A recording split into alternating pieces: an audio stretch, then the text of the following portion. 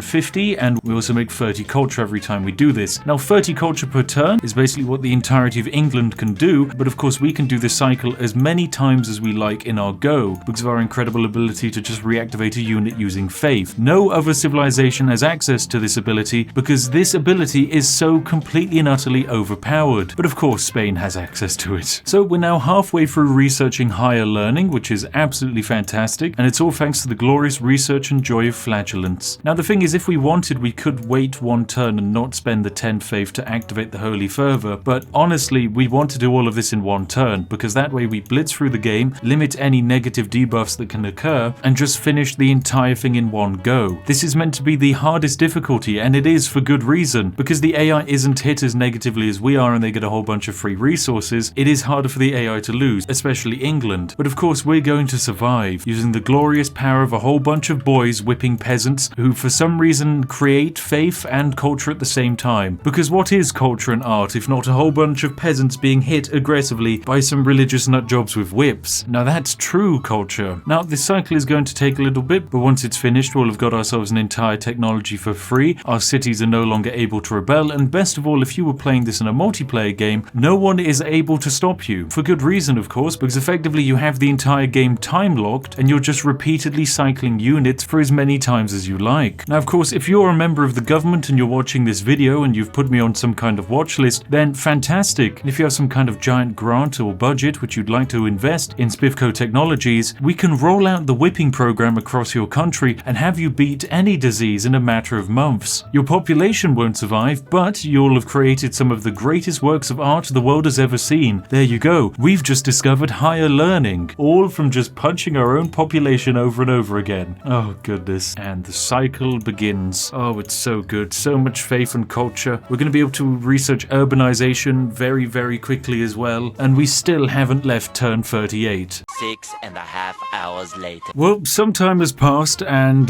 we're about to finish off the urbanization tech. Yeah, this is broken. God damn this game. It's so scuffed.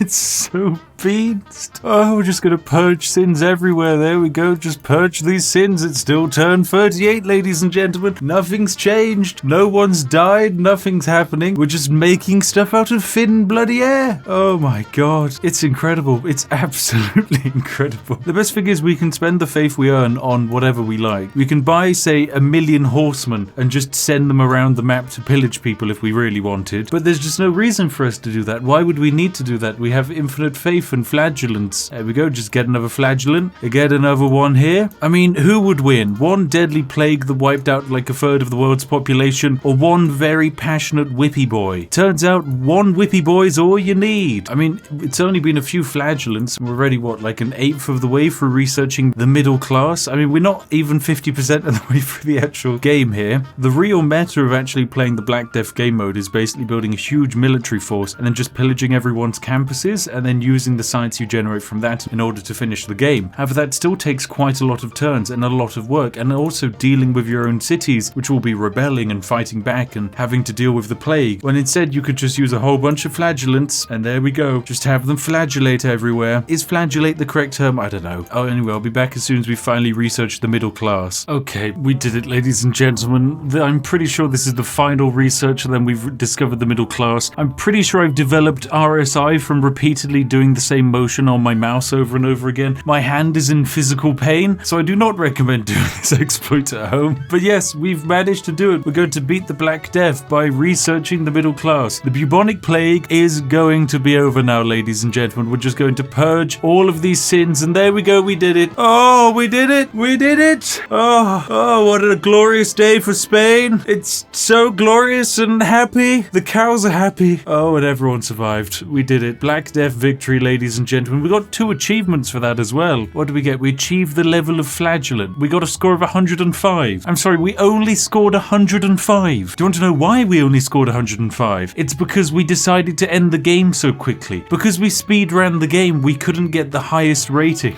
Look at this. This is the buildings constructed graph. Of course, we're in the lead by 1 building, but this is the exciting thing. The player faith graph. Yes, this is it. Now, if you notice, this graph here kind of goes along at 0 0 and everyone else is dipping down into the dirt, and then we get to this point and it just flatlines. Now, because all of the exploiting happens on one turn, I don't even think we're able to see it. We don't even get to see how many flagellants I constructed. I constructed hundreds of them, ladies and gentlemen. My hand is broken, absolutely broken, and I did it for you. Are you not proud of me? I beat the disease. Everything can be exploited, even diseases. Turns out all you need is just a very strong whip. In the wise words of the orcs, where there's a whip, there's a way. Oh my goodness. But there you have it, ladies and gentlemen. We did it. We managed to beat the entirety of the Black Death. All it took was one very, very whippy boy and one turn of perpetual faith generation, all because one poor intern at Civ 6 HQ forgot to do some calculations and accidentally added in an infinite faith generation mechanic into the game. But there you have it, ladies and gentlemen. I've been the Spiffing Brit. If you've enjoyed watching and you've also survived the plague, then go on down to the comment section and tell me. Oh, and also, in order to make sure that this video doesn't get demonetized, because YouTube likes to think that everything disease related is connected to you know what, make sure to go down to the comment section and say happy nice things, so as to tell YouTube that this is a happy nice positive video, even though it contains the entire flagellation of the entire country of Spain. Anyway, as always, ladies and gentlemen, thank you very much for watching. If you want to see more videos like this, then hey, subscribe. We've got more glorious videos lined up. We're going to be breaking websites, video games, and even life itself, so make sure you're subscribed to find out more. Anyway, as always, thank you very much for watching, you majestic people, and a special thank you to each and every one of our majestic patrons and channel members who make all of these videos all the more possible. Seriously, thank you very much for your continued support. And of course, if you want to see more videos like this, then hey, choose this one on screen now. Trust me, you're gonna love it. Anyway, I'll see each and every one of you in the next one. Have an absolutely lovely day, and goodbye for now.